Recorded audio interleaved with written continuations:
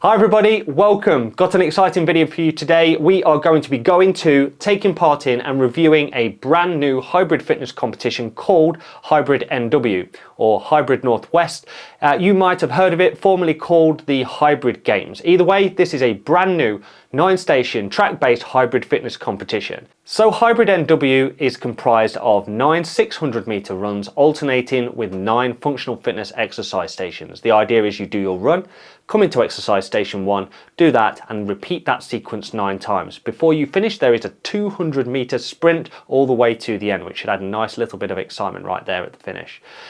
The exercise stations themselves are some of the usual suspects with regards to hybrid fitness. We see a lot of these exercises in other competitions, but HybridNW has mixed them up, mixed up the volumes and the distances and the weights, so the experience at HybridNW should be very unique. Up until about a week ago, I wasn't going to HybridNW. I just didn't have a ticket and I was gearing up for hyrox Glasgow. But if it wasn't for a phone call, a fortuitous phone call with a colleague of mine, I work for the fire service, and this phone call come in from a colleague on the opposite side of the business, and we got talking about our mutual interest for fitness and content creation.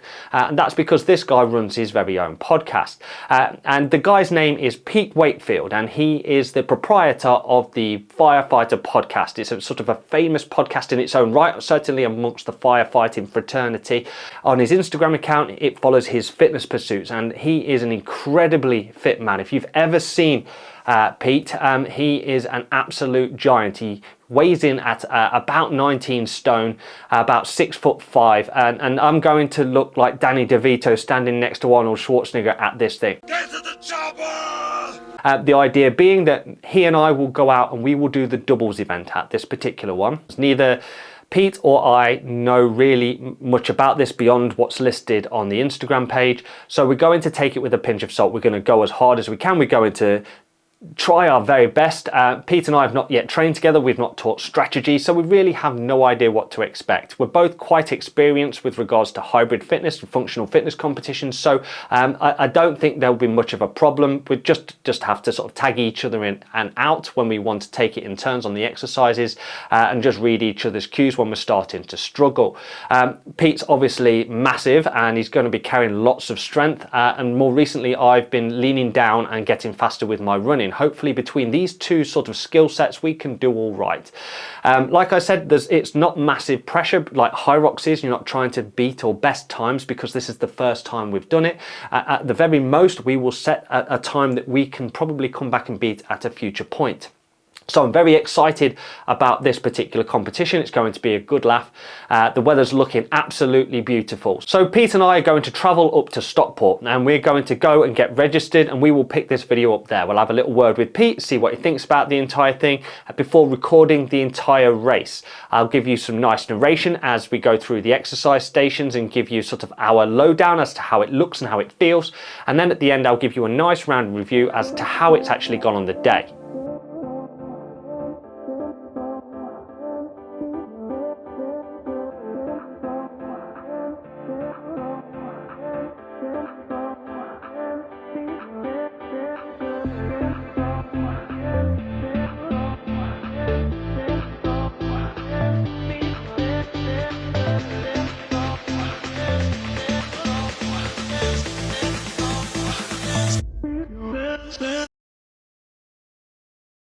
Alright guys, we are here at the HybridNW, the Hybrid Northwest Functional Fitness Games, I guess. It's happening right behind you. We are due to go out in a couple of hours. I thought I would take this as an opportunity to introduce you to my partner, Pete Wakefield. He is the host of the Firefighter. We've only it's come a long time for us to bring it out, but we're happy to make it public. We've partnered up on this. It only came up like a week ago, didn't it? Yeah, so live partner Pete and I are going. We're going to go out in a few hours. We've got here early to enjoy the weather, watch a bit of the racing, and sort of get a lay of the land. This event is sort of brand new in this format, so we've had a little walk around already just to sort of figure out where the stations are at. And I thought I would take this as an opportunity to just introduce Pete and how we've sort of became partners for this particular outing. So, as I said, he's the host of the Firefighter podcast. How would you describe what the Firefighter podcast is? Short version, Pete. Firefighter podcast is a way to give people an insight into the world of the emergency services and most specifically firefighters. Perfect. So one of the discussions I like to have, certainly with a new partner, certainly with someone I've not trained with before, is how do we break up these stations? Because like a lot of hybrid fitness competitions in doubles, you share the exercises, but you do the runs together.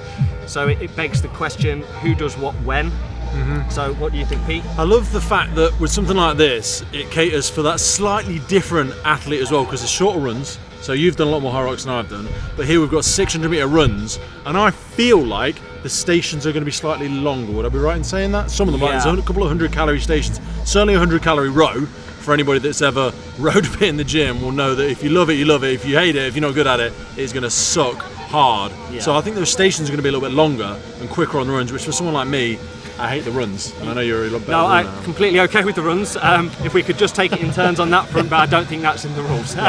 So yeah, we've got an entire mix of exercises, but a lot of this is stuff we've seen before. We've got the sleds from Hyrox, and we've got the skis and the ergs, which pop up in just about everything these days. You were saying the order in which they're going to do it, so talk us through the order of the stations, because they almost designed to smoke you early. Yeah. Because we've got the bike, and then something, and then there's the bike, ball, then row. Yes, so at the very first station we've got 100 calories on the air bike. It's 50 for solos, but because we're at doubles it's 100. Then we move on to wall balls, which is historically last events like Hyrox, so second is going to feel weird. I'm quite good at machines. I'm a good 20 kilos heavier than you. Yep. You're a lot better in the runs, so what we were thinking is, you're going to transition off the run because you're going to be fresher off the run. I'll go in first. And as an example on the bike, we're going to go for you hitting the first 20 calories, or maybe 25 calories, then I'll bash 50 or 60, and then you'll finish us off to allow me a little bit of recovery. Is that something you see standard for pairings where you got a faster runner? We'll start with that as a loose plan, certainly on the machines, and then we'll adjust if necessary. Right, so here's to another adventure, Pete. Let's go for it, brother. There'll be lots of us, Right. So this is the part of the video where I narrate a little bit over the race day itself. It provides a little bit more information as to what we're going through, how it felt, and how we did. So we're going to pick this video up with us walking off to the warm-up area. I generally do this through running dynamic moves that you would normally associate when you're warming up for a fast-paced run. And then we congregated on the start line with all the beefy men in men's doubles, and we were away. This starts on the opposite side of the running track to provide that first 200 meters before doing an entire 400 meter lap on top of that, so 600 meters per exercise. So we went around this, quite quickly as it was our first lap, and on the second lap round we went into the exercise zone, onto exercise 1, which is the assault bike. So we had 100 calories to do on the assault bike, and I went into it first, being the stronger runner. This allowed Pete just a second to catch his breath before providing an enormous amount of power on the bike. He's already taken his shirt off, already intimidating all of the other teams around us with his body.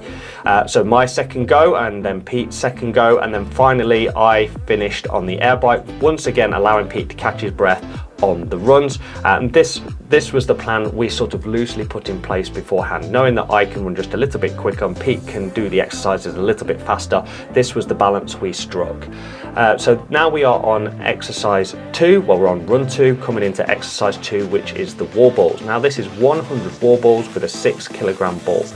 You will note that it's a wooden target. This has been crudely built, and I think this is something that needs to be improved for events in the future, because it was wobbling. You can see that it sort of gave you like you were doing wall balls on a ship sensation. Plus the ball wouldn't bounce back off it, and it just dropped dead too far in front of you, so you had to stand right under it. So we are now out on our third 600 meter run. You can see that Pete and I are still shoulder to shoulder, and that's great. But as we approach the in to the exercise zone, I would try to pull away a little bit, because there were no rules about staying super close to each other as you go around, and it allows the front person to get onto the exercise. So once again, I go onto the row erg first, and Pete then steps in when he's slightly recovered from his run and providing that enormous amount of pull and power that he's capable of. You can literally see the rower twist and warp as he pulls it as hard as he does. So we are back out now onto the fourth run, the fourth 600 meter run. Again, still able to rock out a little bit to the cameras, that's great. And now we are into exercise station 4, which is the burpee broad jumps. Now the very first thing that feels weird about these is the fact that it's on grass. And I've never had any love for burpees, and I'm not very efficient at them, but Pete, he was very patient with me on these, and he, for a big guy, he can spring exceptionally well. As you can see, this one was starting to get to me. This was the one that was making my heart rate spike, and it was starting to feel a bit grim, and the next run out after this was probably the worst one. It really does wreck your ability to continue. Anyway, after about 200 meters of recovery running and then 400 meters of actual running, we came into the next exercise station, which was 200 meters of lunges. Now, this is one they have doubled up from the solos. Instead of you sharing the 100 meters lunges, they've simply doubled it. So you both get 100 meters of lunges. That's horrible. So we had to go round the course twice. You go round once, which feels like plenty, that feels like enough, but then once you get to the end, you must go back to the start again and do them all over again. Lunging on the grass also feels a bit weird because it's very uneven as you go around. And once you finish, you put your weights back and we're back out onto the next 600 meter run and straight into the next exercise, which was the snatch. Now these need to just be fully extended at the top, and the hand swap any point on the way down seems to be fine, just so the other hand doesn't provide any assistance essentially. So yes, we sort of took it in turns on that, and I was gassing at this point. Pete was starting to run away from me, but he knew that by the time the 600 meters was done, I would have caught him back up. So there was no stress or drama about being a little bit separate. So by the time I got round to the next in, I was caught up with him, and we were going it again on the next exercise, which was the farmer's carry. So it's 200 meters for the farmer's carry. You'd put them down and swap over wherever you like. So we would generally do 2 or 3 runs each before swapping. Pete was ridiculously quick on these. It was quite weird doing it on the grass, and it was quite congested at points when we were going around, but it was fine on that one. So we went out on the next 600 meter run. I'm starting to look like how I felt into the ski. So I would be pulling for about 250 meters on the first chunk. Pete again did the big, powerful middle chunk, and then left the last little bit for me so he could get out and do his last 600 meter run quite efficiently. As you can see, he's still getting out of the exercise station ahead of me, giving me something to chase. My recovery is getting less and less as we sort of approach the sleds here. Quite clearly, I'm not running toward this particular sled because I know exactly what's coming. This is a grim way to finish. Now, when I started pushing, I missed the lines on the ground. I always seem to do this. If I don't have lines to follow, I get a little bit lost and I have to be shouted at as to correct my direction. So about 1.5 in, I swapped to Pete, and he did his next big chunk. I think he did 2 laps. It was 6 overall for the doubles because it's 100 meters for us as a duo. And Pete, with this extra body weight, he's just got so much more purchase on the sled than I did. And then after that, he said to me, as soon as you hit the running track, you sprint as fast as you can. So that's what I did. Even though I didn't have much left in my legs, I turned them up to full power and ran the timing chip over the line. And behind me, Pete came in like a freaking steam locomotive. Look at him, absolute legend.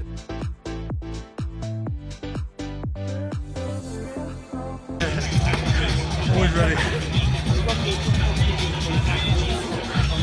Oh, it's so sweaty.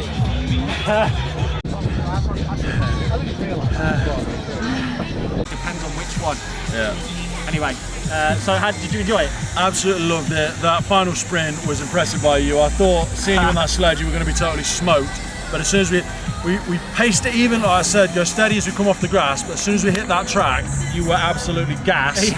And you were about 100 meters ahead of me. He said, as soon as you hit that track, run. Just gas. I honestly thought you were chasing me. Full pedal. I wouldn't run away. I think people could hear me because I was like a train. I wasn't going fast, but. So yeah, finished really, really strong there. Right, I think we are going to go do some marshalling now, aren't we? Absolute pleasure, brother. Thanks. Wonderful, wonderful. See you on the next one. Okay, so that was our race from HybridNW 3.0. So I want to talk about a few things real quick. First of all, our result. We got a 103.52. This placed us 8th in our age category and 28th out of 100 teams overall. I thought this was quite a respectable time for a couple of old guys that have never trained together or done an event together. Now, we structured this based upon our abilities. I'm a faster runner, I can run further at a higher speed, and Pete's massive and he's got all of that sort of overwhelming strength that he can provide in some of the ergs and the machines. He's pretty much good at everything, so but he's not as fast as me. So we structured this by me going into the exercises first after the runs. This allowed Pete just a second to catch his breath from the run before applying an enormous amount of strength and power to the middle section, and then I would do the end piece where he would then catch his breath ahead of the next run. This worked for the most part. I started to fatigue toward the end, but we muddled through and we got a reasonable result out of it. Now, the best part of the day for me by far was after the last sled push. Pete turns to me and says, when you hit that running track, you just open up and go. Now, I wasn't going to argue with the man giant that he is, so second I hit the ground on the running track, despite having legs on fire, I opened up and lit the afterburners and went round that track as fast as I possibly could. That bit stands out in my mind as being my sort of favourite highlight of the day. I really enjoyed that bit. The event itself, let's talk about that. It's designed to tax you in a way that it can break you super early on. The air bikes into wall balls, into burpees, oh my gosh, it's such a taxing start to an event, and as such, just breaks you almost straight away. It's so easy to go too hard at the beginning and it wreck your entire race. It's a very different feel to what else is out there. The next part, I want to talk about some of the problems. I'm going to say this with love in my heart and with the hope that it's received as a constructive feedback rather than any kind of like me pointing fingers. Now, the thing that stands off the page the most was the lack of officials. There weren't enough referees in the exercise stations. If you're going to rank something and time people, the movement standards need to be adhered to, and I was seeing infractions all over the place, certainly around the lunges and the burpees and the snatch. There was just so many people just not doing it right. Now, they're either doing it because they didn't know the movement standards, didn't care about the movement standards, or were just playing cheating for position, but people were taking the piss. And this was because there wasn't anyone telling them to pack it in. The next thing I want to talk about is the equipment. It wasn't necessarily great equipment. The air bikes were noticeably fatigued. They look old, a bit rusty even. The sleds, I worked a short shift on sort of helping out like as a ref toward the end, and it was quite clear the sleds all moved differently over the turf. Some had tall poles, thin poles, wide poles. They looked to be different shapes and sizes, and they certainly were going to be different weights. So yeah, I think a standardization of the equipment is in order on this. And finally, the one question I think a lot of people had was what would have happened if it rained? Now, we were blessed with beautiful weather on the day, but what if it had caned it down? Now, the grass would have become boggy and muddy and difficult to do a lot of the exercises on. But what about the ergs, the air bikes? What would have happened to those? I think for the future, Hybrid 4.0 is looking like it's going to be indoors, so this problem might have already been solved. I think finally I just want to say that this event has an enormous amount of potential, right? There's so much room in this space at the moment. There's so many people that want to take part in hybrid fitness competitions that events that are 500, 600, 700 people strong is going to be well received. Right now we are dealing with, the space is governed by people that can only host a few hundred, and then there's the hyroxes of the world that are tens of thousands. But the middle chunk is asking for a sort of medium-sized event to be put on. And there's a lot of space in that middle ground. And I think HybridNW 4.0 being indoors might start to be able to fill this void.